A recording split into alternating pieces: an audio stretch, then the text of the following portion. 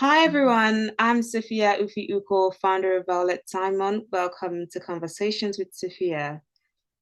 Violet Timon is a media platform that focuses on using authentic storytelling to amplify the experiences and voices of diverse women with a view to push representation and equality, inspire, entertain, and generate calls to action on key women's issues in all categories of life. Conversations with Sophia is our talk show where we bring in guests to discuss these themes. And today's episode, we have Shanice Tomlinson, the founder of it. Yeah, I mean, we can make mistakes all the time. So like I'm just gonna own it to say I was chewing, chewing my words with that. Yeah, we have Shanice Tomlinson on today's episode, and we're gonna be talking on abortion. And Shanice is going to be discussing her lived experience with abortion, and we're going to be talking about, how important it is, and also women's rights and women's health. Considering everything that's going on in today's world, it's such an important topic. I'm sure you can agree with me. Hi, Shanice. How are you doing today? Hello, I'm good. Thank you so much for having me. How are Thank you for you? coming. I'm good. I'm good. Stressed, but okay. We keep smiling. Oh, you got to smile through the pain. Yeah, absolutely. Absolutely. So yeah, let's start with, what was your experience like? What actually attracted me to say, I'm going to speak with Shanice was because I saw your article and it resonated with me so much. And I thought this was so bold because you don't actually have people talk about, their lived experience, Mhm. on abortion. It's kind of like a taboo, A hundred for so percent. many, for so many bizarre reasons why women are so afraid or ashamed of talking about the things that they deal with, for example, Mhm. abortion. And what was the thing that actually made you decide to open up about your experience with abortion? So a big part of it was obviously I co-founded Orbit, and we are big on having conversations that cover everything. So even things that are taboo. And it happened to be the 10th anniversary. So it was 10 years since I'd actually had my abortion. Mm, And I was speaking with my co-founder Brenda, and we did like a mini series on things that we had gone through and our own lived experiences. And I said, I'm ready to mm, share with the world that I've had an abortion, because outside, before I actually actively spoke out, the only person, like a handful of people knew, my mum and literally a small handful of friends. It's just mm, something that I kind of suppressed and then didn't talk about. And so once I actually done that post on Orbit, I posted on Orbit and I had like a long caption where I basically spoke about my experience.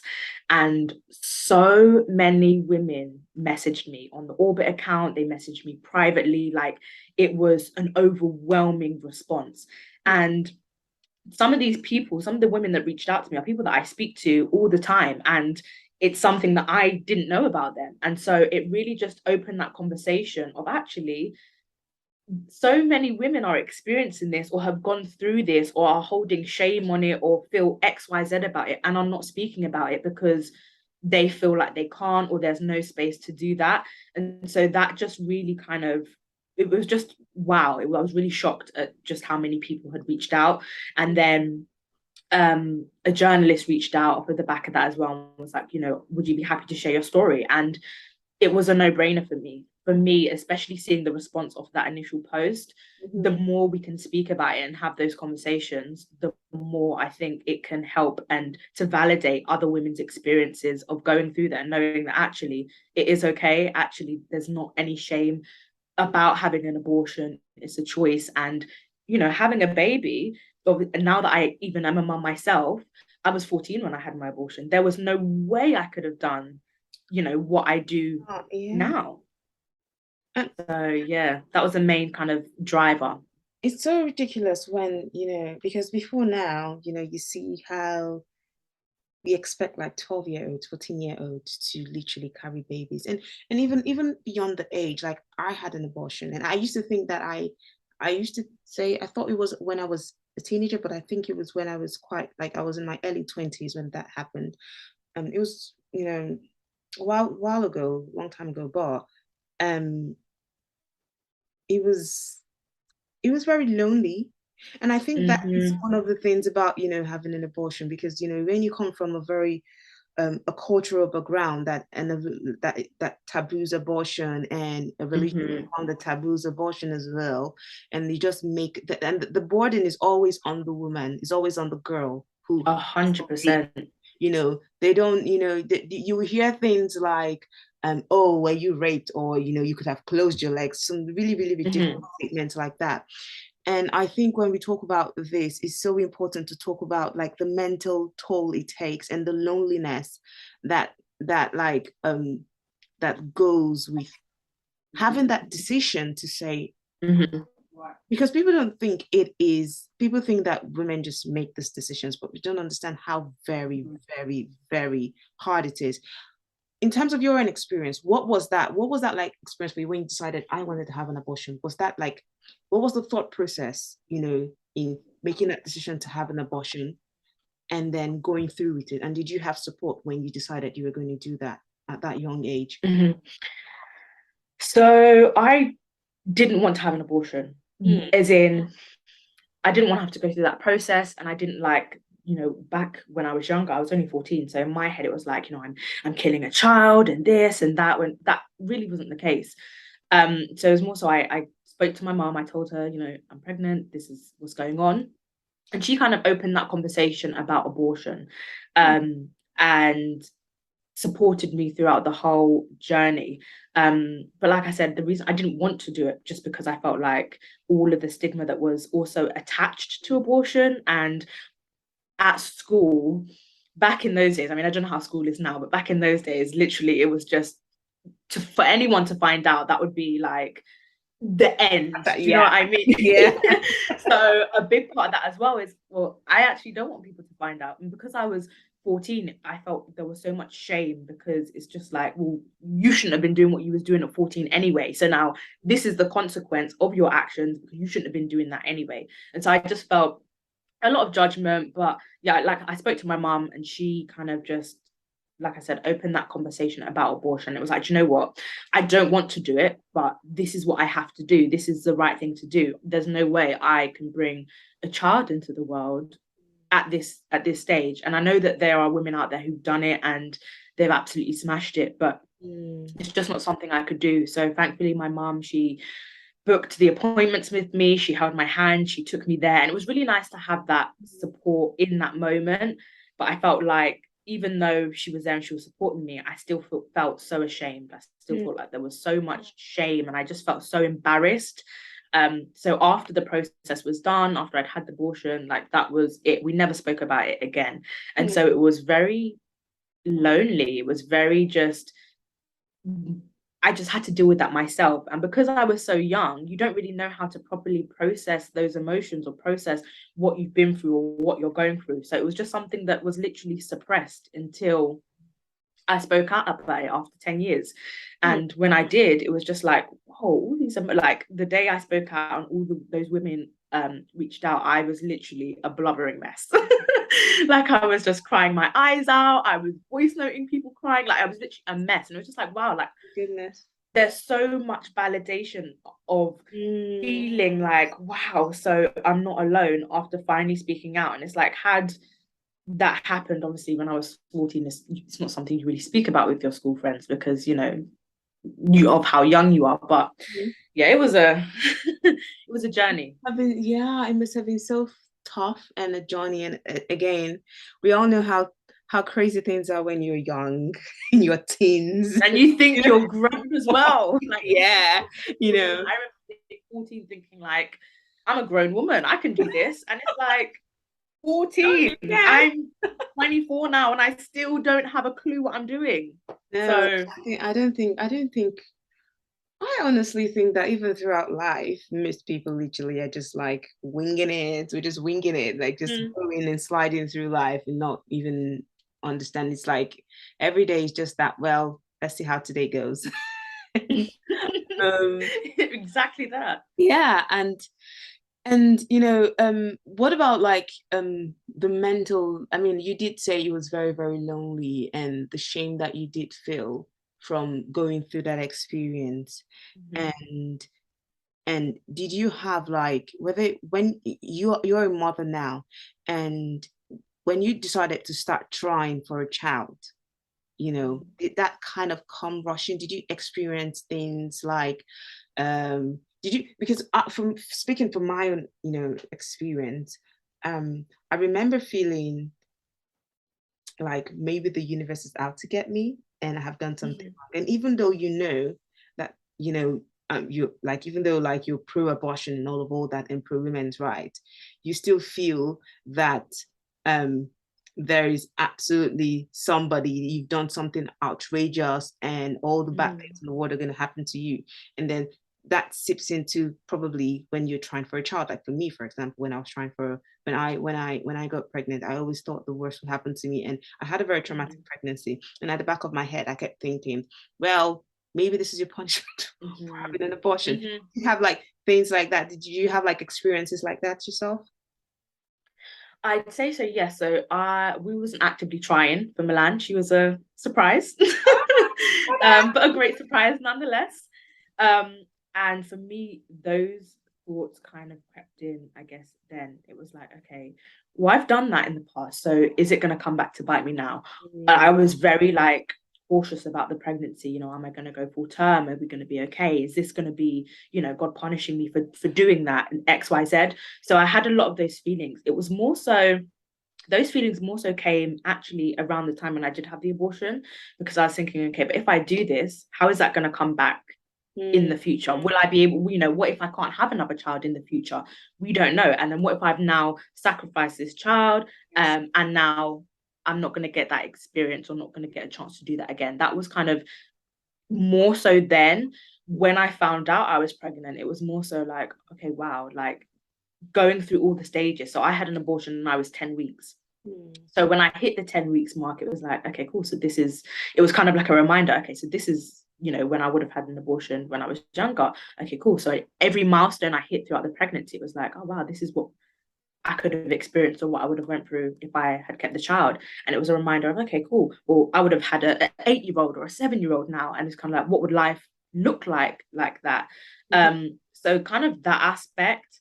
But yeah, like I said, I would just always try and suppress it, because I just didn't want to talk about it. I didn't want to think about it. So it was kind of like, when I would have those wavering thoughts, I distract myself and just put my mind on something else. And what would you say? What would you say? And what do you think can be done more in terms of all that shame and the suppression for people who have lived experience with abortion, or people who are about to make that decision to say, I don't want this baby, I want to have an abortion? What would you say?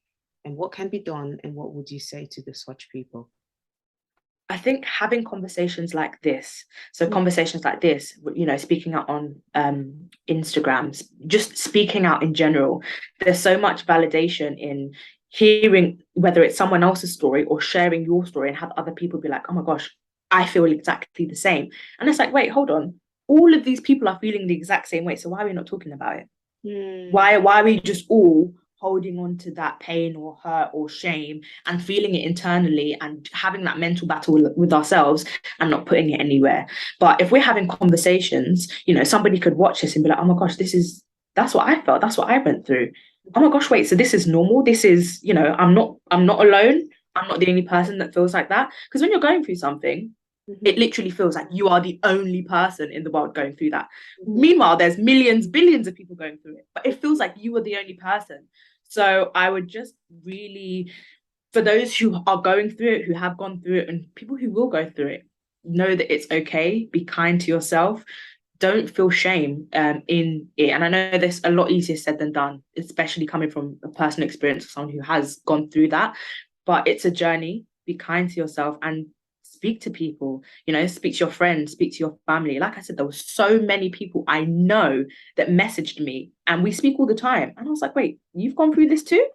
Wait, what? Wait, so why aren't we talking about this? And so I think literally just encouraging and creating those spaces to have those conversations. And that's why, this is having a conversation with you. That's why I was so happy that you had asked me to do this, because yes, 100%.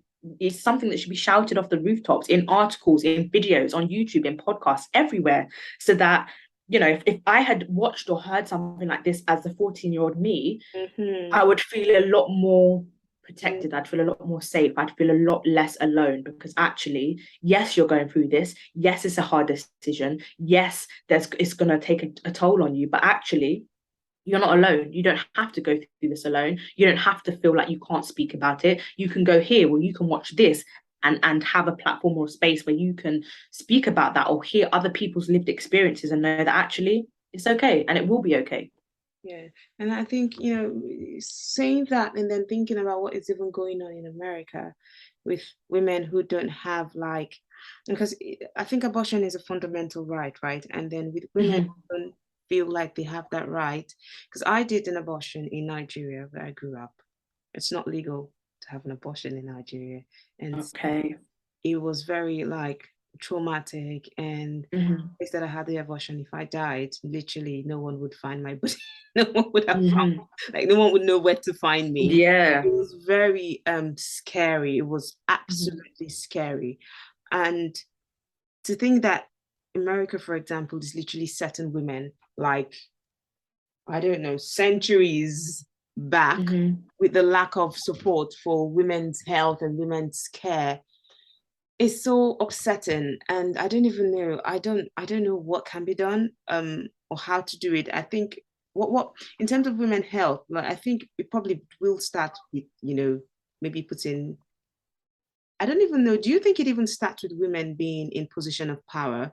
Because you also have women who are in position of power who are very pro, what they call, is it pro-choice or something?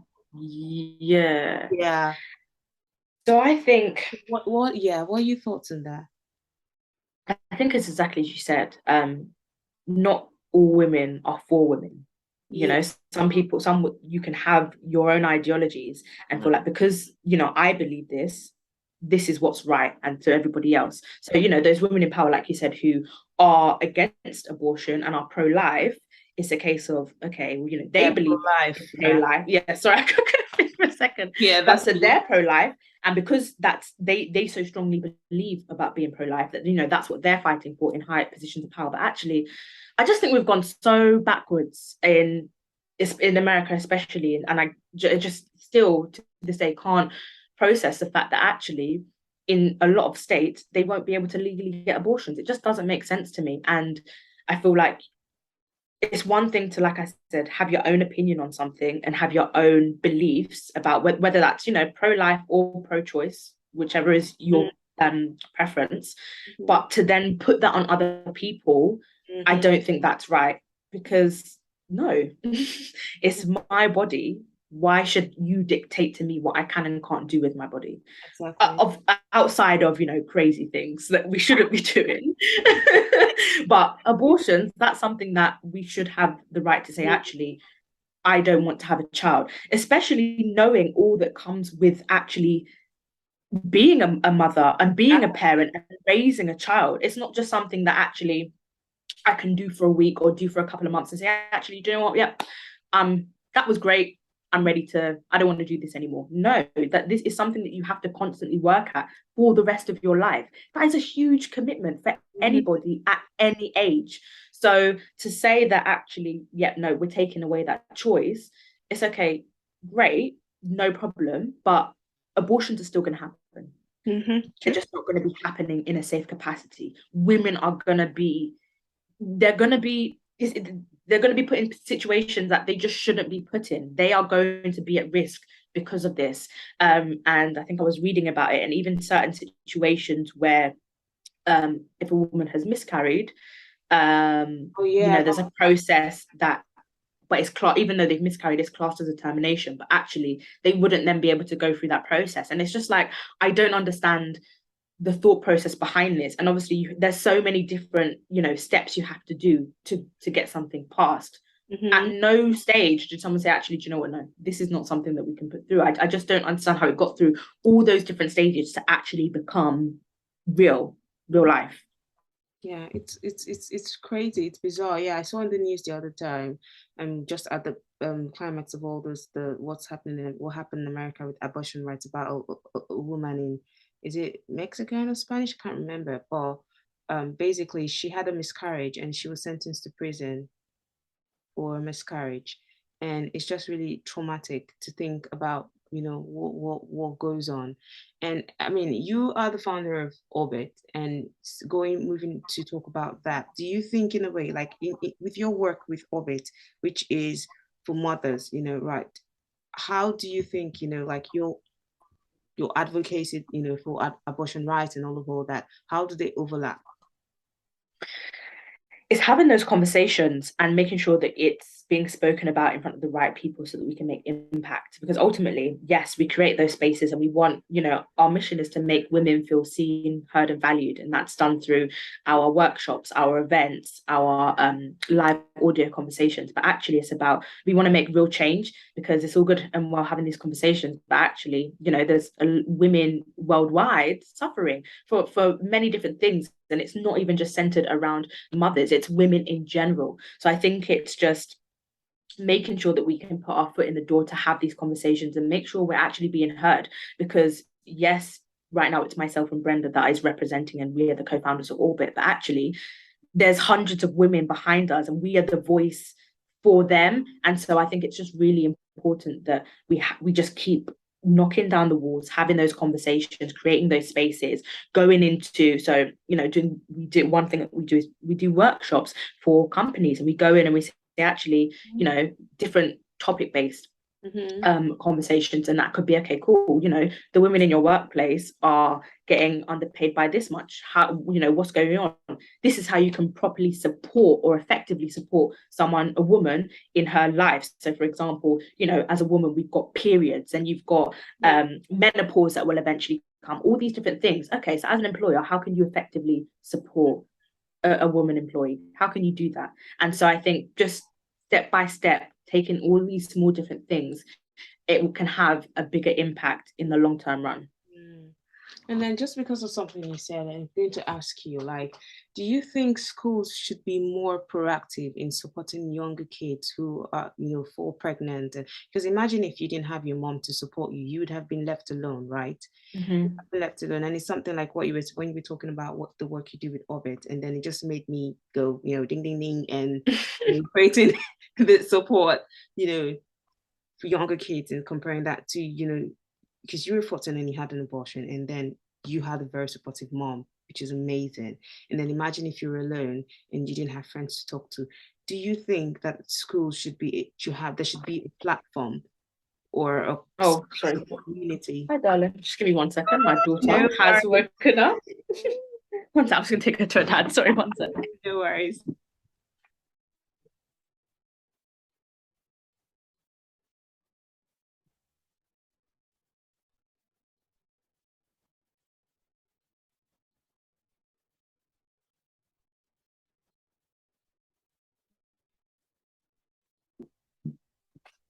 So sorry about that. No problem, nothing to be sorry about. Happens to everyone who has kids. Oh, you're telling me. You're telling me. Yeah. So I mean, so like back to what I was saying, do you think that schools should have like more support for young people young girls, who are pregnant? 100%. Yeah. I think there's not enough support. Like if I think back to when I was in school and what support, if I can even say that was offered, or what kind of conversations were happening around like sex education and pregnancy, there was none of that.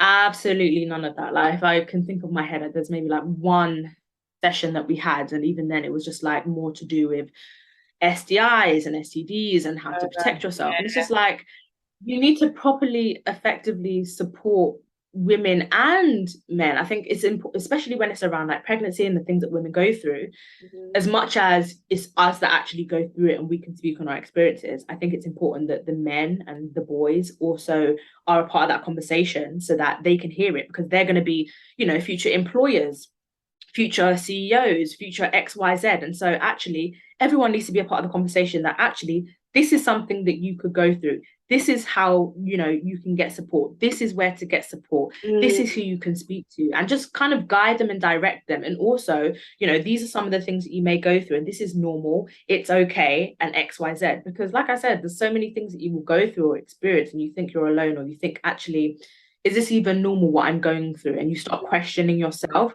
when actually it's very, very normal, but you just haven't had the correct support or the correct guidance to be like, actually, this is something that you should expect. This is something that you might find will come up in motherhood or womanhood, or when you get your period. Like, slightly off topic, but I remember when I was in primary school, a girl came in, and I think I was in year 5 or year 6, and she said she'd started her period.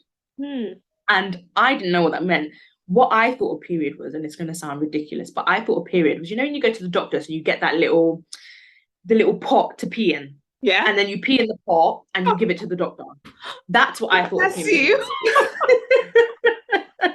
And it's just like, oh my goodness, that's so that's so random, but that's what comes to mind, because it's just like, you know, lack of education. Yeah, like I had to make my own assumption of what a period was.